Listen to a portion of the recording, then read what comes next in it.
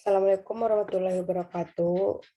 Pertama, marilah kita ucapkan puji dan syukur atas kehadirat Allah Subhanahu wa Ta'ala telah melimpahkan rahmat dan karunia-Nya sehingga saya dapat mempresentasikan kasus hukum perdata pada hari ini.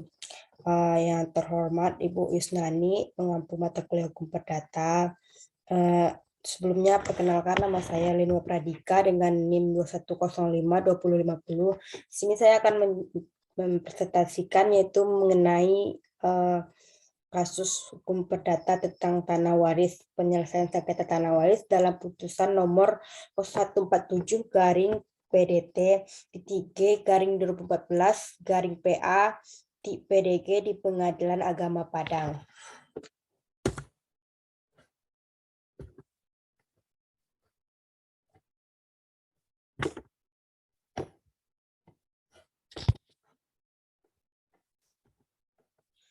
Adapun materi yang dijelaskan di sini yaitu yang pertama dasar hukum dan yang kedua yaitu keputusan pengadilan dan ada penjelasan kasus dan terakhir yaitu kesimpulan. Dasar hukumnya yaitu Undang-Undang Dasar tahun 1945 bab 9 pasal 24 ayat 2 menyatakan bahwa peradilan agama merupakan salah satu pemegang kekuasaan kehakiman.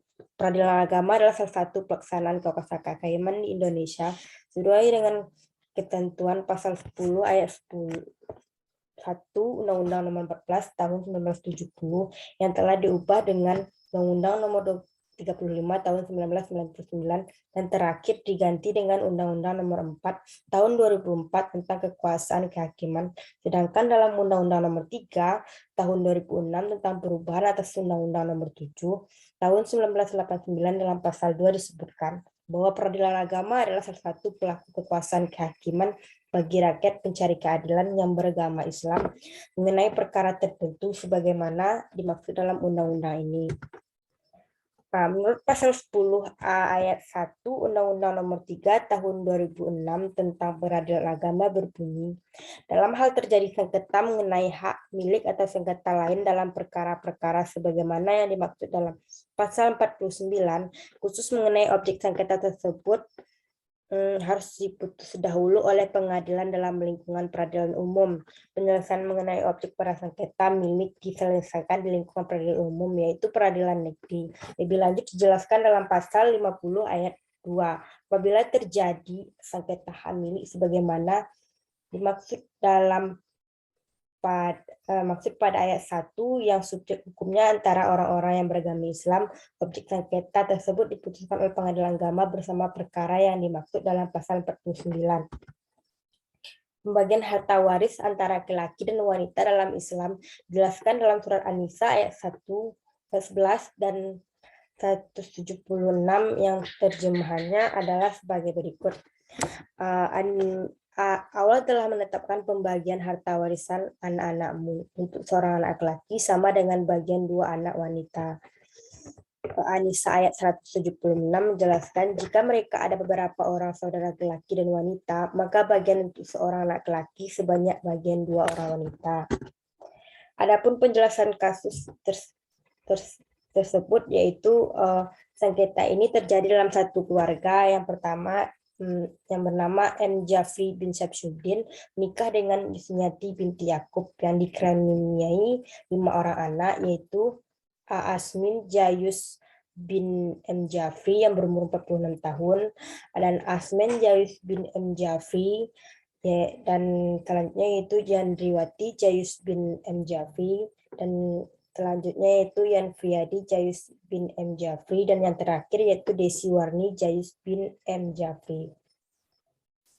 Asmin Jayus dan Yan Friandi yang termasuk penggugat di sini menggugat Yandriwati Jayus, Desi Warni Jayus dan Asmen Jayus dalam hal waris tanah atau bangunan di atasnya yang ditempati oleh Desi Warni dan Yandriwati.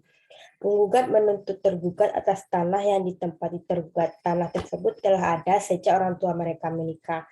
Sengketa ini bermula saat orang tua mereka meninggal dan meninggalkan sebidang tanah yang diyakini para penggugat merupakan harta pencarian orang tua mereka yang hendaknya dibagi warisannya. Sengketa ini bermula ketika status tanah akan dipertanyakan. Pihak penggugat meyakini tanah tersebut merupakan hasil pencarian orang tua mereka. Keyakinan tersebut didasarkan oleh bukti otentik pemilikan tanah berupa sertifikat hak milik nomor 250 gambar situasi nomor 85 tahun 1975 tertanggal 22 Maret 1957. Tanah pencarian orang tua dapat diwariskan dan dibagi dengan hukum Islam. Pembagian harta waris menurut hukum Islam menjadi dasar pengadilan agama menerima kasus ini dengan nomor perkara 0147 garing PDT G garing 2014 garing PA PDG.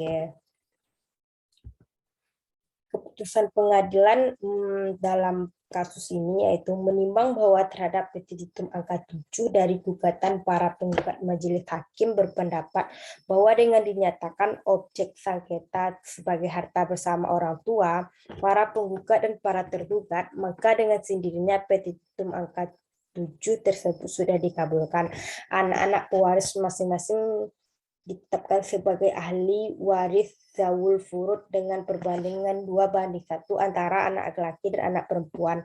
Dalam penetapan pengadilan agama ini, pewaris meninggalkan 5 orang anak, yakni 3 orang anak laki-laki dan 2 orang anak perempuan.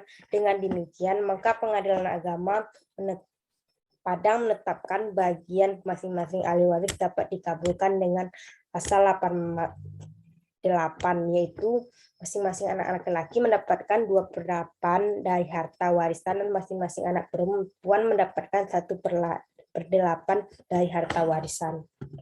Kesimpulan dari kasus sengketa tanah waris ini yaitu pertimbangan hakim dalam memberikan keputusan terhadap sengketa tanah waris dalam perkara nomor 0147 garing PDT G garing 2014 garing PA PDG di Pengadilan Agama Padang adalah berdasarkan bukti yang diajukan oleh penggugat berupa fotokopi akta jual beli nomor 10 garing 1975 tanggal 20 Maret tahun 1975 dan fotokopi sertifikat nomor 85 tahun 1975 tanggal 19 Maret 1975 telah memenuhi syarat formil sebagai alat bukti untuk dapat dijadikan sebagai pertimbangan dalam mengadili perkara.